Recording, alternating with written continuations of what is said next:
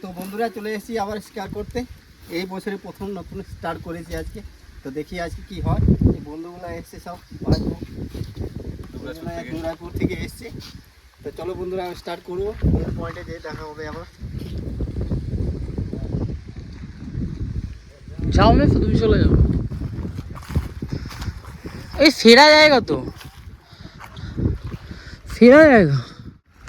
চলবো সব কিছু করবো না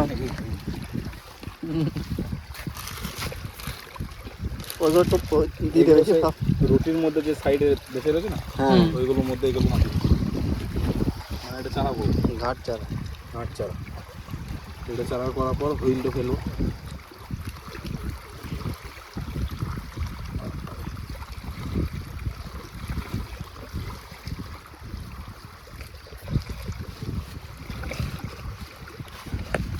চারা করছে এখন ব্যান্ডে। আচ্ছা 20 কিলো তোলা হবে। 10 কেজি 15 কেজি 20 কেজি সাইজ আছে। বাহ,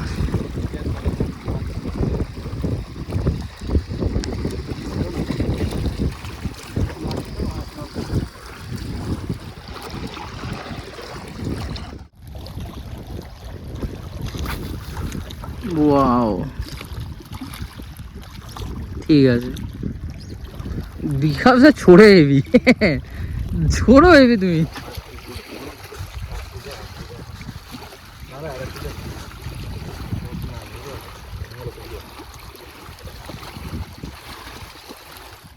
দাদা আজকে ড্যাম্পে মাছ ধরতে গেছিলো, তাই জিজ্ঞেস করছি এই এখনই এলো তো কটা মাছ পেয়েছে, তাই আপনাদেরকে দেখাচ্ছি কটা পেয়েছে।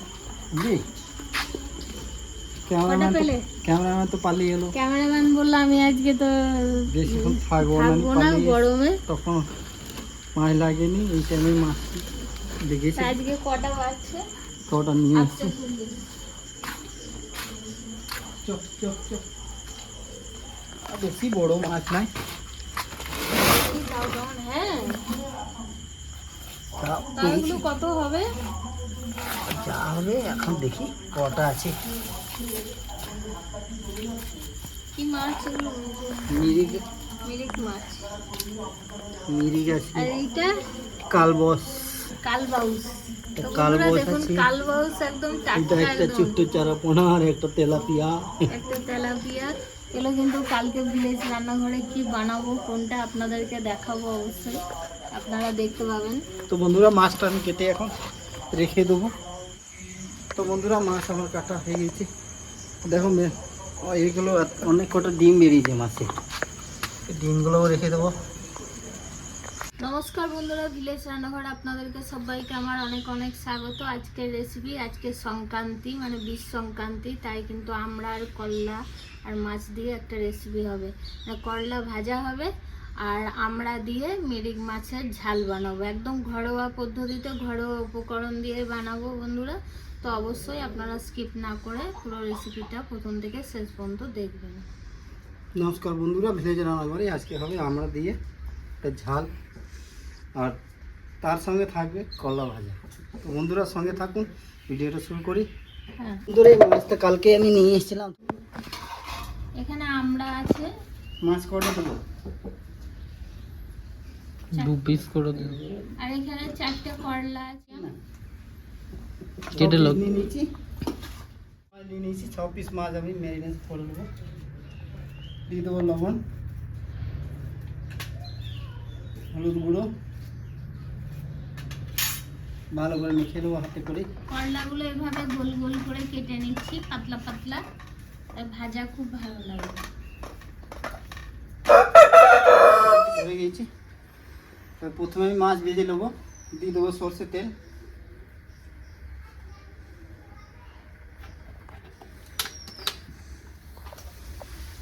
ফুটবে না মাছগুলো তো। এটা তুমি হাতে করে ফেলো তো। তো বন্ধুরা মাছটা দিয়ে দেবো। তেলটা গরম হয়ে গেছে।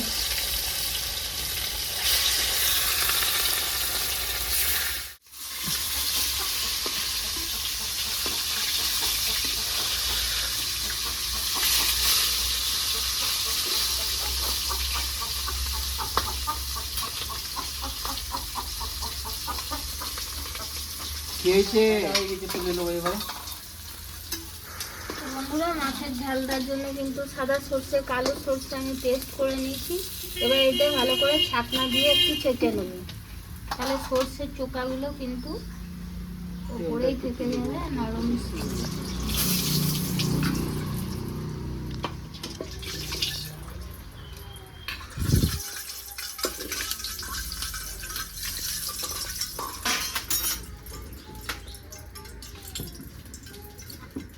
আর দিয়ে দেবো গোটা জিরে। ফোন কই শোন, দাঁড়া দাঁড়া, দিয়ে দেবো আমরা তো সব ভাজা হয়ে গেছে, ভালো করে কষে নিয়েছি। এবারে পরিমাণে মতো লবণ দেবো, আর দিয়ে দেবো হলুদ গুঁড়ো, কালারের জন্য লঙ্কা গুঁড়ো, দিয়ে ছাকনা করা সর্ষেটা দিয়ে দেবো। তো বন্ধুরা সর্ষেটা আমি ছাকনা করে নিয়েছি, কালো সর্ষে সাদা সর্ষে। এবার দিয়ে দেবো। দারুণ কালার হবে। হয়ে গেল। আমড়াটা একটু সেদ্ধ হয়ে যাবে 5 মিনিট, তারপরে মাছটা দিয়ে নামিয়ে দিতে হবে।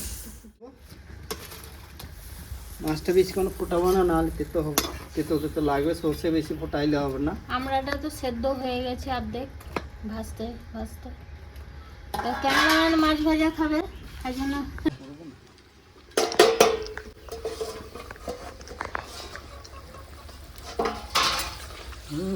দারুণ কালার হয়েছে। এসছে। আর টক নামাও না তো দাদা। বন্ধুরা এবার নামিয়ে দেবো।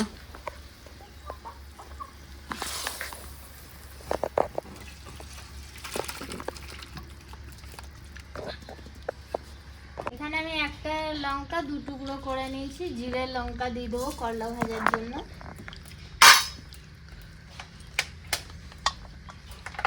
সরষের তেল,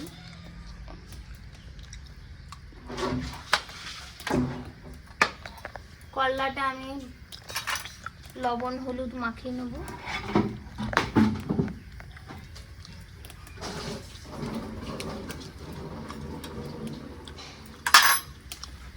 ধুয়ে রাখা করলাগুলো দিয়ে দেবো, সবগুলোই একসাথেই দিয়ে দিচ্ছি।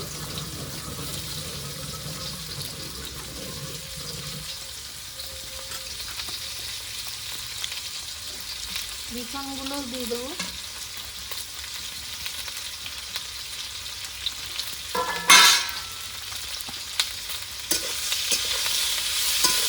করলা ভাজা, আর আমরা প্রথমে করলাটা দিই, লঙ্কা পড়েছে একটা। ভাজা ভাজা হয়েছে, হ্যাঁ ভালো লাগছে। মচমচে হয়েছে না।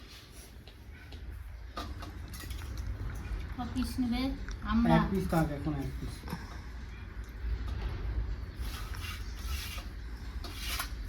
তো বন্ধুরা এবার খাওয়া দাওয়া করে দেখি কেমন হচ্ছে।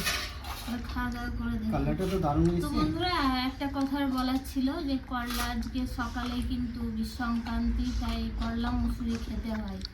তো করলা মুসুরির পরিবর্তে আজকে ভাজা খাচ্ছি, দেখি খেয়ে। দারুণ হয়েছে।